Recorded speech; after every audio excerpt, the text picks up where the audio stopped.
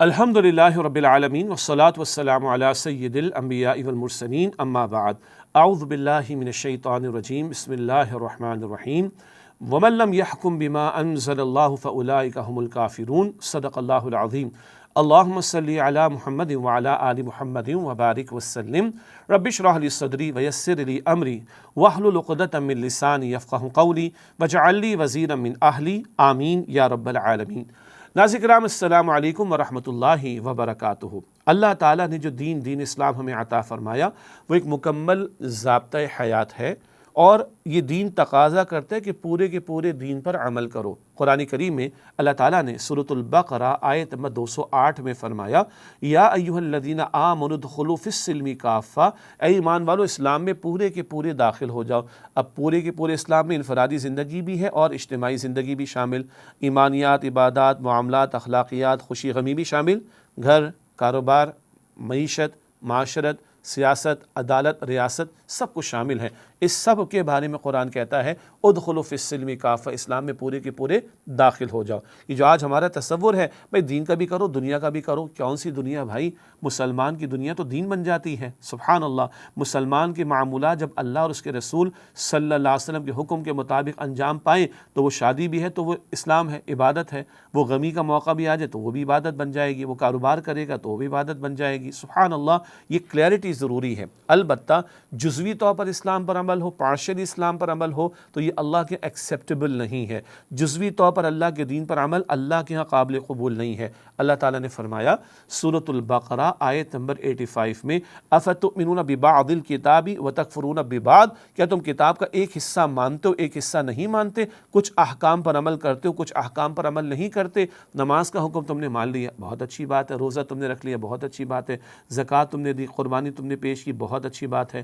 تم سود نہ چھوڑو، بے پردگی نہ چھوڑو، جھوٹ نہ چھوڑو، رشوت نہ چھوڑو، قبضے نہ چھوڑو، چوری نہ چھوڑو، کرپشن نہ چھوڑو، رشوت نہ چھوڑو، ہاں وراثت کا مال ہڑپ کرنا نہ چھوڑو۔ یہ کیا بات ہوئی؟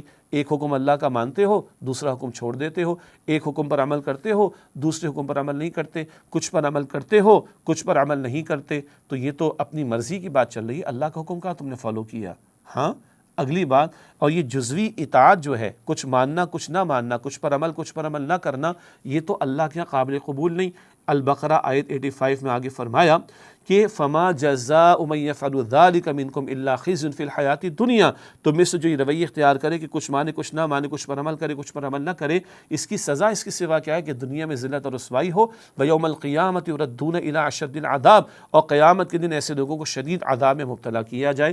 وما اللہ بغافل عما تعملون، اور اے لوگوں تم جو کچھ کرتے ہو اللہ تعالیٰ اس سے بے خبر تو نہیں۔ اللہ اکبر کبیرہ۔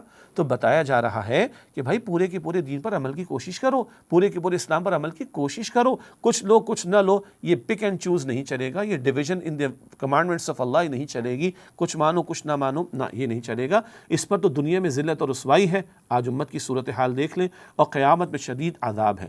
پھر اللہ تعالیٰ تقاضا کرتے ہیں کہ اس دین کو قائم کرنے کی جد و جہد کرنی۔ قرآن پاک میں سورہ شورى آیت نمبر 13 میں اللہ نے 5 جلیل القدر رسولوں کا ذکر فرمایا، نوح علیہ السلام، ابراہیم علیہ السلام، موسیٰ علیہ السلام، عیسیٰ علیہ السلام اور نبی اکرم صلی اللہ علیہ وسلم۔ ان 5 رسولوں کو جو حکم ہوا وہ حکم ہمیں شرع لکم کے الفاظ ہے، تمہیں بھی حکم یہ دیا جا رہا ہے۔ کیا حکم دیا جا رہا ہے؟ ان اقیموا الدین ولا تتفرقوا فیہ، اللہ کے دین کو قائم کرنے کی جد و جہد کرنا، اس بارے میں کسی تفرقے میں مبتلا نہ ہو جانا، ڈیوائیڈ نہ ہو جانا، اللہ کے دین کو قائم کرنے کی جد و جہد کرنا۔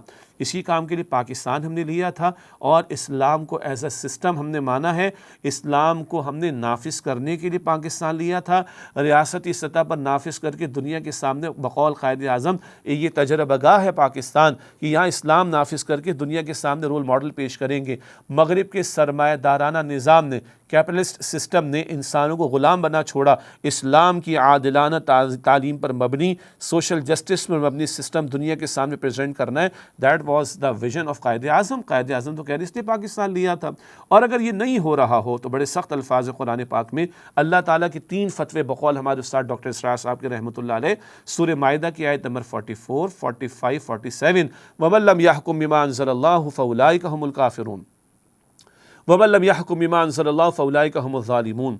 وَمَن لَّمْ يَحْكُم بِمَا أَنزَلَ اللَّهُ فَأُولَٰئِكَ هُمُ الْفَاسِقُونَ، اور جو لوگ اللہ کے نازل کردہ کلام کے مطابق فیصلے نہیں کرتے وہی تو کافر ہیں عملاً مراد، اور وہی تو ظالم اور فاسق ہیں، استغفر اللہ۔ آج جس کے پاس اتھارٹی ہے، اس 5-6 فٹ کے وجود پر میرا اختیار ہے، اگر میں اللہ کے احکامات پر عمل نہیں کر رہا تو عملاً کفری طرز عمل ہے، یہ ظلم یعنی شرک ہے، فسق ہے۔ اور جن کے پاس اداروں کی سطح پر اختیار ہے وہ اللہ کا حکم نافذ نہیں کرتے، وہ بھی اللہ کے ہاں مجرم قرار پائیں گے۔ اور جن کے پاس ملک کا اختیار ہو اور وہ ملک کی سطح پر شریعت کو نافذ نہ کریں تو ان کے لیے فتوے موجود ہیں، ان کے لیے اللہ تعالیٰ کی طرف سے سخت الفاظ موجود ہیں۔ اللہ ہمیں بھی توفیق دے، ہمارے ذمہ داران کو بھی توفیق دے، ہمارے اصحاب اختیار کو بھی توفیق دے، ہمارے اصحاب اقتدار کو بھی توفیق دے کہ ہم انفرادی سطح اور اس سے آگے بڑھ کر اجتماعی سطح پر اللہ کے احکامات کو نافذ کریں۔ تو پھر کیا ہوگا؟ اللہ تعالیٰ فرماتا ہے سورہ المائدہ کی آیت نمبر 66 میں 66 میں کہ وَلَوْ أَنَّهُمْ أَقَامُوا التَّوْرَاةَ وَالْإِنْجِيلَ وَمَا أُنزِلَ إِلَيْهِمْ مِنْ رَبِّهِمْ لَأَكَلُوا مِنْ فَوْقِهِمْ وَمِنْ تَحْتِ أَرْجُلِهِمْ، اگر وہ تورات اور انجیل اور جو کچھ ان پر اللہ کی طرف سے ان کے رب کی طرف سے نازل کیا گیا ان احکام کو قائم و نافذ کرتے، اپنے اوپر سے بھی کھاتے اپنے نیچے سے بھی کھاتے۔ اہل کتاب کے بارے میں کہا گیا، اب تو قرآن پاک کتاب ہے نا آخرت تک کے لیے، قیامت تک کے لیے، اب تورات اور انجیل تو ویلڈ کتابیں نہیں۔ آج اگر قرآن پاک کے احکام کا نفاذ ہو اللہ رحمت ہی رحمت دے گا، آسمان سے بھی برکتیں دے گا، زمین سے بھی برکتیں دے گا۔ ہم اللہ کی کتنی نافرمانیاں کرتے ہیں، اللہ پھر بھی کھلاتا پلاتا ہے۔ اور جب اللہ کی شریعت پر عمل کریں گے، اللہ کی شریعت کا نفاذ کریں گے تو کافروں کا ڈر نہیں رکھنا چاہیے، اللہ پر توکل کرنا چاہیے۔ اللہ آسمان سے بھی برکتیں دے گا، اللہ زمین سے بھی برکتیں دے گا۔ اللہ ہمیں دین پر عمل اور اس کے نفاذ کی جد و جہد کی توفیق عطا فرمائے، آمین یا رب العالمین۔ وآخر دعوانا ان الحمد للہ رب العالمین، والسلام علیکم ورحمۃ اللہ وبرکاتہ۔